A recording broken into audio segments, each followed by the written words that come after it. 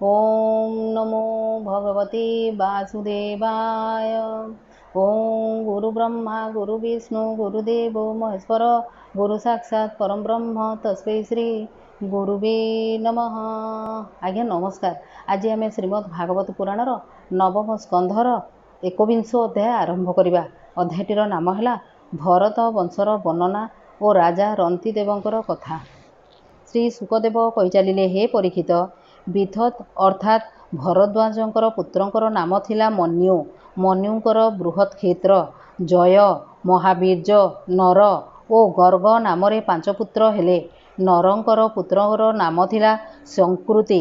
संकृतिंकर गुरु ओ रंतीदेव नामरे 2टी पुत्र हेले। हे परीक्षित, एही रंतीदेवंकर जश इहलोक ओ परलोक सर्वत्र गान करा जाउछि। रंतीदेव धन उपार्जन रे कौनसी उद्योग न करी दैववशतः जेतेबेले जाहा मिलुथिला सेथिरे चली जाउथिले। एहीपरिकी जाहा मिलुथिला ताहा मध्य अभावग्रस्तंकु दान करिदेई निजे उपवासरे रही जाउथिले। एहा फलरे तांकर संपत्ति दिनकु दिन ह्रास पाइबारे लागिला। से कौनसी प्रकार संग्रह परिग्रह करुनथिले।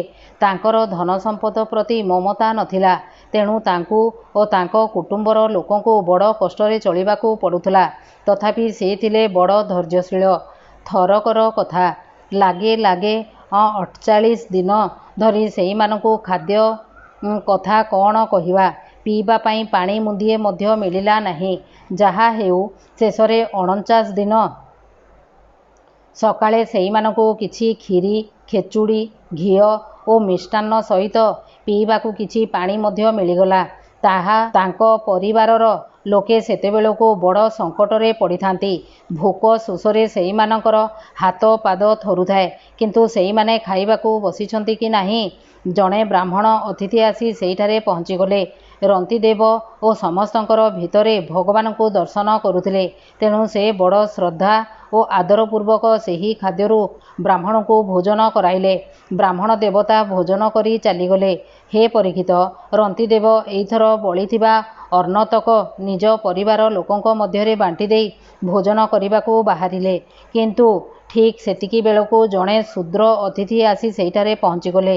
रंतीदेव भगवानଙ୍କୁ स्मरण करी सेही अर्णरू किछि काढ़ी शूद्र अतिथि की मध्य खाइबाकू देइदेले। शूद्र जनक भोजन करी चाली जाऊ जाऊ केतोटी कुकुरंकु संगरे घेनी आउ जणे अतिथि आसी सेइठारे पहुँचीगले। से कहिले, हे राजन, मु ओ मोर एही कुकुर गुड़िक भारी भोकरे अछु। आमकू किछि खाइबाकू दियंतु। रंतीदेव अवशिष्ट सबुजाक खाद्य अति आदर सहकारे सेईमानंकू देइदेले एवं भगवत भावरे से कुकुर ओ सेईमानंकर मालिक रूपरे आसीथिबा भगवानଙ୍କୁ नमस्कार कले। शेषरे रंतीदेवंकर पाखरे जणे लोककू पाइला भଳି मुंदिए पानी ही बळका रहिला। सेईमाने सेही पानी मुंदिए निज निज मध्यरे बांटी ढोके ढोके पीवाकू भावुछंती। ठीक एतिकी बेले जणे चांडाळ आसी सेईठारे पहुँचीगला। से कहिला, हजूर, मु अत्यंत हीन, मोते मुंदिए पानी पीवाकू मिलू। ता कथा शुणी रंतीदेव दयारे विगलित होइगले। से ताकू अमृतमय वचन शुणाई कहिले, मु भगवान को अष्ट सिद्धि युक्त परम गति मागुनाही। एहीपरि कि मोक्ष भी कामना करुनाही। मु केवल एतिकी चाहे जे मु किपरि सकल प्राणी को हृदय रे रही जाई समस्तंकर दुख निजे बरण करती, जहा फलरे कि आउ कोनोसी प्राणी को दुख भोगिबाकू पड़ंता नाही। एहीपरि गरीब बिचरा पानी मुंदिए पी बंचिबाकू चाहुची। एहाकू पानी मुंदिक देइदेले जान ए बिचरार जीवन रक्षा होइगला एवं मोर सबु भोकशोष मो देहरे सबु दुर्बलता हीन दीनता ग्लानि दुख शोक ओ मोह मध्य मेंटिगला। जान मु सुखी होइगली। एहीपरि कही रंतीदेव बळिथिबा पाणीतक सेही गरीब चांडाळकू देइदेले। से निजे जल बिना मृत्यु प्राय होई पड़िथिले मध्य तांकर हृदय एते करुणार्ध होइथिला जे से पाणीतक दान न करी रही पारिले नाही। केते असीम तांकर धैर्य। हे परीक्षित, सेही अतिथि माने वास्तवरे तांको परीक्षा करिबा निमंते भगवानଙ୍କର द्वारा रचित विभिन्न मायामय रूप थिले। परीक्षा शेष होइजिबारु भक्त मानଙ୍କର अभिलाष पूरणकारी ତ୍ରିଭୁବନ ସ୍ୱାମୀ ବ୍ରହ୍ମା ବିଷ୍ଣୁ ଓ ମହେଶ୍ୱର ତିନି ଜଣ ଯାକ ଆସି ରନ୍ତିଦେବଙ୍କର ସମ୍ମୁଖରେ ପ୍ରକଟ ହୋଇଗଲେ। ରନ୍ତିଦେବ ସେଇମାନଙ୍କର ଚରଣରେ ପ୍ରଣାମ କଲେ। ତାଙ୍କର ତ କିଛି ମାଗିବାର ନଥିଲା, ବରଂ ଭଗବାନଙ୍କର କୃପାରୁ ସେ ଆହୁରି ଆସକ୍ତିଶୂନ୍ୟ ଓ ସ୍ପୃହାଶୂନ୍ୟ ହୋଇଗଲେ। ସେ ପରମ ପ୍ରେମମୟୀ ଭକ୍ତି ଭାବରେ ନିଜ ମନକୁ ଭଗବାନ ବାସୁଦେବଙ୍କର ଠାରେ ତନ୍ମୟ କରିଦେଲେ। ସେ କିଛି ବି ମାଗିଲେ ନାହିଁ। ହେ ପରୀକ୍ଷିତ, ତାଙ୍କର ଭଗବାନଙ୍କର ବ୍ୟତୀତ ଅନ୍ୟ କିଛି ବସ୍ତୁ ପାଇବାର ଇଚ୍ଛା ନଥିଲା। ତେଣୁ ସେ ନିଜ ମନକୁ ପୂର୍ଣ୍ଣ ରୂପେ ଭଗବାନଙ୍କର ଠାରେ ଲଗାଇ ଦେଲେ। ତା ଫଳରେ ନିଦରୁ ଉଠି ପଡ଼ିଲେ ସ୍ୱପ୍ନ ଦୃଶ୍ୟ ଉଭେଇ ଯିବାପରି ତ୍ରିଗୁଣମୟୀ ମାୟା କେଉଁଆଡ଼େ ଯେ ଉଭେଇଗଲା। ରନ୍ତି ଦେବଙ୍କର ଅନୁଗାମୀମାନେ ମଧ୍ୟ ତାଙ୍କ ସଙ୍ଗ ପ୍ରଭାବରେ ଯୋଗୀ ହୋଇଗଲେ ଏବଂ ସମସ୍ତେ ଏକମାତ୍ର ଭଗବାନଙ୍କର ଆଶ୍ରିତ ପରମ ଭକ୍ତ ହୋଇଗଲେ। ମନ୍ୟୁପୁତ୍ର ଗର୍ଗଙ୍କର ଔରସରୁ ଶନି ଓ ଶନିଙ୍କର ଔରସରୁ ଗାର୍ଗଙ୍କର ଜନ୍ମ ହୋଇଲା। ଗାର୍ଗ୍ୟ କ୍ଷତ୍ରିୟ ଥିଲେ ସତ, ତଥାପି ତାଙ୍କଠାରୁ ବ୍ରାହ୍ମଣ ବଂଶ ଚାଲିଲା। ମହାବୀର୍ଯ୍ୟଙ୍କର ପୁତ୍ରର ନାମ ଦୁରିତକ୍ଷୟ। ଦୁରିତକ୍ଷୟଙ୍କର ତ୍ରୟାରୁଣୀ କବି ଓ ପୁଷ୍କରାରୁଣୀ ନାମରେ ତିନି ପୁତ୍ର ହେଲେ। ସେହି ତିନି ଜଣ ବ୍ରାହ୍ମଣ ହୋଇଗଲେ। ବୃହତ୍ କ୍ଷତ୍ରିୟଙ୍କର ପୁତ୍ର ହେଲେ ହସ୍ତୀ ଓ ସେ ହସ୍ତିନାପୁର ବସାଇଲେ। ହସ୍ତୀଙ୍କର ଅଜମୀଢ଼, ଦିମୀଢ଼ ଓ ପୁରୁମୀଢ଼ ନାମରେ ତିନି ପୁତ୍ର ହେଲେ। ଅଜମୀଢ଼ଙ୍କର ପୁତ୍ରମାନଙ୍କର ମଧ୍ୟରୁ ପ୍ରିୟମେଧ ଆଦି ପୁତ୍ର ବ୍ରାହ୍ମଣ ହୋଇଗଲେ। ସେହି ଅଜମୀଢ଼ଙ୍କର ପୁତ୍ର ଗୋଟିଏ ପୁତ୍ରର ନାମ ଥିଲା ବୃହଦିଷୁ। ବୃହଦିଷୁଙ୍କର ପୁତ୍ର ବୃହଦ୍ଧନ୍ୱ। ବୃହଦ୍ଧନ୍ୱଙ୍କର ପୁତ୍ରର ନାମ ବୃହତ୍କାୟ ଏବଂ ବୃହତ୍କାୟଙ୍କର ପୁତ୍ରର ନାମ ଥିଲା ଜୟଦ୍ରଥ। ଜୟଦ୍ରଥଙ୍କର ପୁତ୍ର ବିଶଦ ଓ ବିଶଦଙ୍କର ପୁତ୍ର ଥିଲେ ସେନଜିତ। ସେନଜିତଙ୍କର ଚାରି ପୁଅ ହେଲେ ରୁଚିରାଶ୍ଵ, ଦୃଢ଼ହନୁ, କାଶ୍ୟ ଓ ବତ୍ସ। ରୁଚିରାଶ୍ଵଙ୍କର ପୁଅର ନାମ ପାର। ପାରଙ୍କର ପୁଅ ହେଲେ ପୃଥୁସେନ। ପାରଙ୍କର ନୀପ ନାମକ ଅନ୍ୟ ଏକ ପୁଅର 100 ପୁଅ ହେଲେ। ସେହି ନୀପ ଶୁକଙ୍କର କନ୍ୟା କୃତ୍ୟୁଙ୍କୁ ବିବାହ କରିଥିଲେ। ତାଙ୍କଠାରୁ ବୃହଦତ୍ତ ନାମକ ପୁତ୍ର ଜନ୍ମ ହେଲା। ବ୍ରହ୍ମଦତ୍ତ ଜଣେ ବଡ଼ ଯୋଗୀ ଥିଲେ।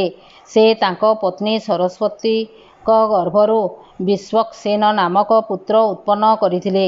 ଏହି ବିଶ୍ୱକ୍ସେନ ହିଁ ଯୈଗିଷ୍ବ୍ୟାଙ୍କ ଉପଦେଶ ପାଇ ଯୋଗଶାସ୍ତ୍ର ରଚନା କରିଥିଲେ। ବିଶ୍ୱକ୍ସେନଙ୍କର ପୁତ୍ର ଥିଲେ ଉଦକ୍ସ୍ୱନ। ଉଦକ୍ସ୍ୱନଙ୍କର ପୁତ୍ର ଥିଲେ ଭଲ୍ଲାଦ। ଏଇମାନେ ସମସ୍ତେ ବୃହଦିଷୁଙ୍କର ବଂଶଜ ହେଲେ। ଦିମୀଢ଼ଙ୍କର ପୁତ୍ର ଥିଲେ ଜବାନ୍ର। ଜବାନ୍ରଙ୍କର ପୁତ୍ର କୃତ୍ୟୁମାନ। କୃତ୍ୟୁମାନଙ୍କର ପୁତ୍ରଙ୍କର ନାମ ସତ୍ୟଧୃତି। ସତ୍ୟଧୃତିଙ୍କର ପୁତ୍ର ହେଲେ ଦୃଢ଼ନେମି ଏବଂ ଦୃଢ଼ନେମିଙ୍କର ପୁତ୍ରଙ୍କର ନାମ ହେଲା ସୁପାର୍ଶ୍ୱ। ସୁପାର୍ଶ୍ୱଙ୍କର ଠାରୁ ସୁମତି। ସୁମତିଙ୍କର ଔରସରୁ ସନତିମାନ୍ ଏବଂ ସନତିମାନଙ୍କର ଠାରୁ କୃତି ଜନ୍ମ ହୋଇଥିଲେ। ସେ ହିରଣ୍ୟନାଭଙ୍କର ଠାରୁ ଯୋଗବିଦ୍ୟା ଲାଭ କରିଥିଲେ ଏବଂ ପ୍ରାଚ୍ୟସାମ ନାମକ ଋଚାମାନଙ୍କ ଉପରେ 6ଟି ସଂହିତା ବ୍ୟାଖ୍ୟା କରିଥିଲେ। କୃତିଙ୍କର ପୁତ୍ରର ନାମ ନୀପ। ନୀପଙ୍କର ପୁତ୍ରର ନାମ ଉର୍ଗାୟୁଧ। ଉର୍ଗାୟୁଧଙ୍କର ପୁତ୍ରର ନାମ କ୍ଷେମ୍ୟ। କ୍ଷେମ୍ୟଙ୍କର ସୁବୀର ଓ ସୁବୀରଙ୍କର ପୁତ୍ର ଋପୁଞ୍ଜୟ। ଋପୁଞ୍ଜୟଙ୍କର ପୁତ୍ର ଥିଲେ ବହୁରଥ। ଦ୍ୱିମୀଢ଼ଙ୍କର ଭାଇ ପୁରୁମୀଢ଼ଙ୍କର କୌଣସି ସନ୍ତାନ ନଥିଲେ। ଅଜମୀଢ଼ଙ୍କର ଦ୍ୱିତୀୟ ପତ୍ନୀର ନାମ ଥିଲା ନଳିନୀ। ତାଙ୍କର ଗର୍ଭରୁ ନୀଳ ଜନ୍ମ ହେଲେ। ନୀଳଙ୍କ ପୁତ୍ର ଶାନ୍ତି। ଶାନ୍ତିଙ୍କର ପୁତ୍ର ସୁଶାନ୍ତି। ସୁଶାନ୍ତିଙ୍କର ପୁତ୍ର ପୁରୁଜ। ପୁରୁଜଙ୍କର ପୁତ୍ର ଅର୍କ ଏବଂ ଅର୍କଙ୍କର ପୁତ୍ର ଥିଲେ ଭର୍ମାଶ୍ୱ। ଭର୍ମାଶ୍ୱଙ୍କର 5 ପୁତ୍ର ଥିଲେ ମୃଦ୍ଗଲ, ଯବୀନ୍ଦ୍ର, ବୃହତ୍ହିଷୁ, କାମ୍ପିଲ୍ୟ ଓ ସଞ୍ଜୟ। ଭର୍ମାଶ୍ୱ କହିଲେ, ମୋର ଏହି ପୁତ୍ରମାନେ 5ଟି ଦେଶ ଶାସନ କରିବାକୁ ସମର୍ଥ। ତେଣୁ ସେଇମାନେ ପାଞ୍ଚାଳ ନାମରେ ପ୍ରସିଦ୍ଧ ହେଲେ। ସେଇମାନଙ୍କ ମଧ୍ୟରୁ ମୁଦ୍ଗଲଙ୍କର ଠାରୁ ମୁଦ୍ଗଲ୍ୟ ନାମକ ବ୍ରାହ୍ମଣ ଗୋତ୍ର ପ୍ରଚଳିତ ହେଲା। ଭର୍ମାଶ୍ୱଙ୍କର ପୁତ୍ର ମୁଦ୍ଗଲଙ୍କର ଯାଆଁଳା ପୁଅ ଝିଅ ଜନ୍ମ ହୋଇଥିଲେ। ପୁଅର ନାମ ଦିବୋଦାସ ଏବଂ ଝିଅଟିର ନାମ ଅହଲ୍ୟା। ଅହଲ୍ୟା ମହର୍ଷି ଗୌତମଙ୍କୁ ବିବାହ କରିଥିଲେ। ଗୌତମଙ୍କର ପୁତ୍ର ହେଲେ ଶତାନନ୍ଦ। ଶତାନନ୍ଦଙ୍କର ପୁତ୍ର ଥିଲେ ସତ୍ୟଧୃତି। ସତ୍ୟଧୃତିଙ୍କର ଧନୁର୍ବିଦ୍ୟାରେ ଅତ୍ୟନ୍ତ ନିପୁଣ ଥିଲେ। ସତ୍ୟଧୃତିଙ୍କର ପୁତ୍ରର ନାମ ଶରଦ୍ବାନ। ଦିନେ ଉର୍ବଶୀଙ୍କୁ ଦେଖି ଶରଦ୍ବାନଙ୍କର ବୀର୍ଯ୍ୟପାତ ହୋଇ ମୁଞ୍ଜ ତୃଣରେ ପଡ଼ିଗଲା। ସେଇଥିରୁ ଶୁଭ ଲକ୍ଷଣ ଯୁକ୍ତ ଗୋଟିଏ ପୁତ୍ର ଓ ଗୋଟିଏ କନ୍ୟା ଜନ୍ମ ହେଲେ। ମହାରାଜା ଶାନ୍ତନୁ ସେହି ବାଟେ ଶିକାର କରିବାକୁ ଯାଉଥିଲା ବେଳେ ସେ ଦୁହିଁଙ୍କୁ ଦେଖିଲେ ଓ ଦୟା ପରବଶ ହୋଇ ଉଠେଇ ନେଲେ। ସେ ଦୁହିଁଙ୍କ ମଧ୍ୟରୁ ପୁତ୍ରଟିର ନାମ ହେଲା କୃପାଚାର୍ଯ୍ୟ ଏବଂ କନ୍ୟାଟିର ନାମ ହେଲା କୃପୀ। କୃପୀ ଥିଲେ ଦ୍ରୋଣାଚାର୍ଯ୍ୟଙ୍କର ପତ୍ନୀ। ଇତି ଶ୍ରୀମଦ୍ଭାଗବତେ ମହାପୁରାଣେ ପରମହଂସ୍ୟା ସଂହିତାଏ ନବମ ସ୍କନ୍ଧେ 21 ଅଧ୍ୟାୟ ସମାପ୍ତ ହେଲା। ହରି ଓମ୍ ତତ୍ସତ୍।